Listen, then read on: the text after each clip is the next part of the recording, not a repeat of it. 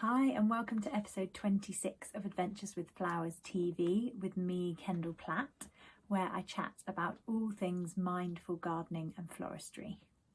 My mission with Adventures with Flowers is to encourage you to take some time for yourself and to learn to grow and arrange your own cut flowers as a way to improve your well-being. As busy women, we often find it hard to justify giving ourselves just 10 minutes a day. So I'm here to encourage you to do that right now. Grab a cup of tea, learn a new skill, and to start taking some time for yourself on a daily basis. I truly believe that by taking care of ourselves first, we become better mothers, better friends, even better lovers. As if we look after ourselves and we're happy, then we have a greater capacity to give and be loved in return. In today's episode, in honour of World Soil Day, that is later this week, I'm going to talk to you about the wonder of soil, how you can use it to have a healthier garden, but also to have better mental health as well. Think I'm talking nonsense? Research actually suggests that there is a bacteria found in soil called, wait for it, Mycobacterium vaccae, I think I'm pronouncing that right, that block some of the neural pathways within our cells that cause an inflammation response. And in turn, this causes the cells to become stressed. So the bacteria, by inhibiting and blocking those pathways, reduces the stress reaction. So that's why in so many of my videos I do encourage you, where you can and where you feel comfortable, to go without gloves and get your hands in the soil, because getting some of that bacteria into your system is going to make you feel a whole lot better and reduce your stress levels. So how can we make sure that our soil is in tip-top condition? Both so there's plenty of that great bacteria, but also so we get wonderful flowers and veg if we choose to grow veg. Well, I'm going to give you my 3 top tips. My first tip is that generally we're really quick to clear our borders in the autumn once things have started to go over. And by doing that, we're actually removing some of the best nutrients from the soil. So where you can, leave the root ball in the ground and just chop the stems off just above the ground. Leave the root ball in, and slowly over time those roots will rot away and they will release all of those lovely nutrients into the soil for next year's plants. If you can't do that, or you don't want to, then when you do lift the plant, just make sure you knock as much of the soil off from around the root ball as you possibly can and leave that in your borders. My second tip is composting. Now, I think on the face of it, this can sometimes look like a lot of work, and I get that. But once you have a system in place that you follow all the time, it's actually really simple. So you're basically going to need 2 components. So you're going to need some brown material. I have one of those desktop shredder machines. It's about this big, and it sits on the side in my kitchen, and everything that comes through the letterbox that I don't want goes through that, and I shred it.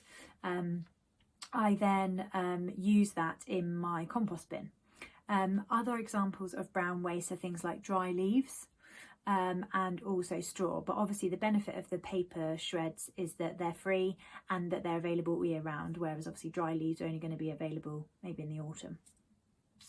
Then you're obviously going to need your green waste, which is what you've probably got plenty of, but that's very wet, so the brown is there to balance it out and try and dry it out a bit. So anything really can go in your compost bin.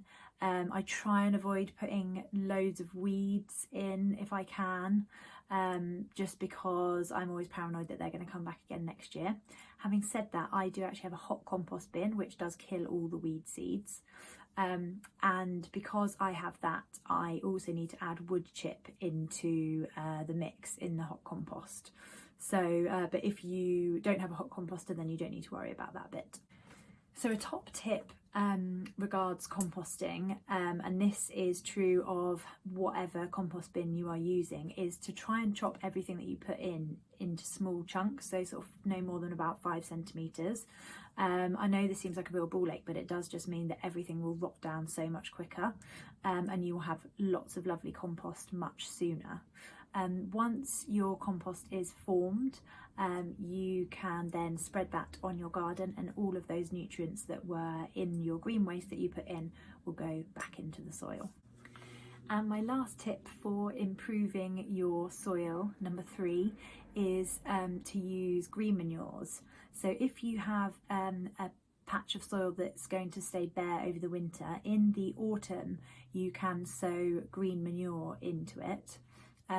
It isn't as bad as it sounds, I promise. They're just very quick growing green seedlings effectively, and in the spring you can just dig them straight into the soil and they will release all the nutrients into the soil. Another really good reason for doing this is if you leave the soil bare over winter, a lot of the nutrients will be washed out via quite a lot of rain that we do get in the UK, and then if it's not raining, but also via wind as well. So yeah, adding some green manure, it's really easy. You just kind of sprinkle it on, and then in the spring you dig it in. It's that simple. So why bother? Well, if the benefits of having healthy soil for your own mental health don't sway you, then perhaps the promise of more floriferous and healthy flowers next year will. So that's it. I'd love to know which of my 3 tips you think will be the most useful. Head on over to Instagram and find me. I'm at Adventures with Flowers. Send me a message and let me know which one you like the best. Thank you for watching this episode. I hope you really enjoyed it. If you did, please give it a thumbs up and subscribe for more flowery and mindful goodness. It really does help the number of women that we can reach with this content. If you were watching the video and thinking about one of your friends and that they might really benefit from listening and watching the video, then please do tag them in on my Instagram page, because there will be a link in my bio to this episode so they can find it really easily. People often tell me they have really enjoyed the episode and that they would like to share it with their friends. So if that is you, then please do. I feel like the topics I'm talking about and the tips I'm giving can really make a difference to a lot of people. So I'd love for you to help me share it far and wide. I'd be really grateful for that. If you want to send me any thoughts or comments about the episode, then please do. Just head over to Instagram and send me a message. I'm at Adventures with Flowers. Also, just to let you know about my membership, Mind in Bloom. It's available in a 3-month and 6-month option currently.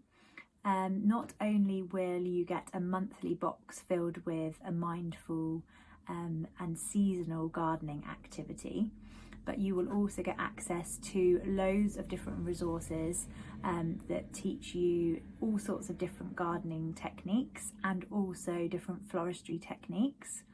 And you will also have weekly journaling prompts to help you on your journey of self-development, and access to lots of different self-development articles that I think are relevant to us as busy women. If you would like to find out more, then either send me a message or you can head over to my website. It's www.adventureswithflowers.com. Thanks so much. Bye.